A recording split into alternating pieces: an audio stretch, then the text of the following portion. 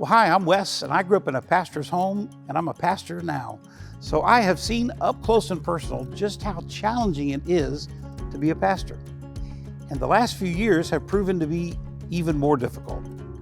I'm joined here today by my friends George and Matthew, and we want to share with you some hope. So hang in there to the end of this video.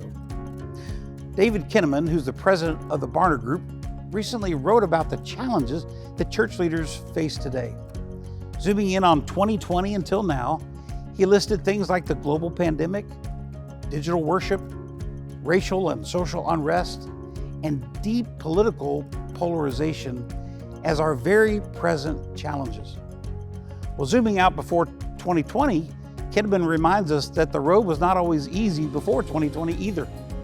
He listed these as some of our challenges: social norms and perspectives edging towards secularism, a growing indifference towards Christianity, especially among millennials and Gen Z, increasing perceptions that Orthodox Christian faith is extremist and wrong, and then the credibility gap facing pastors in which they're viewed primarily as service providers for things like marrying and burying, but not leaders who have much to offer. And then the promise and peril of ministry in the digital age, where attention spans are stymied and alternative sources of advice and authority grow like weeds. Think about the gospel according to YouTube. It's feeding those who seek it, whatever it is the algorithms can serve up to us. So we'd all agree that these are challenging times to lead in the church.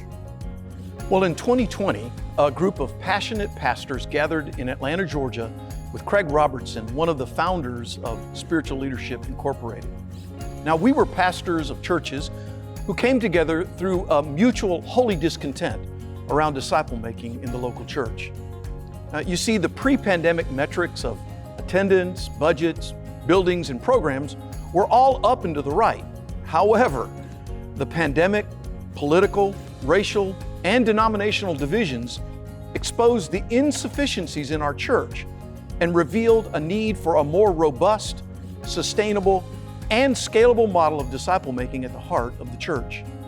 So we banded together through a season of self-awareness and clarification of our current realities and insufficiencies. We confessed to each other that we were really good at filling rooms with people and had an abundance of excellent programs to offer. But were we really developing deeply maturing disciples of Jesus? Were we creating passionate spiritual disciples who yearn to share their faith with friends and relatives, acquaintances, and neighbors? Were we developing passionate spiritual leaders in a generative movement of disciple making? And were we creating cultures wherein these leaders were growing passionate spiritual teams for multiplying a movement? Based on this holy discontent, we banded together, seeking God's direction for something new.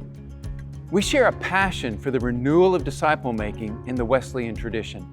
We long to be a part of a new Wesleyan movement that recovers our focus on church planting and multiplication through a deep emphasis on disciple making.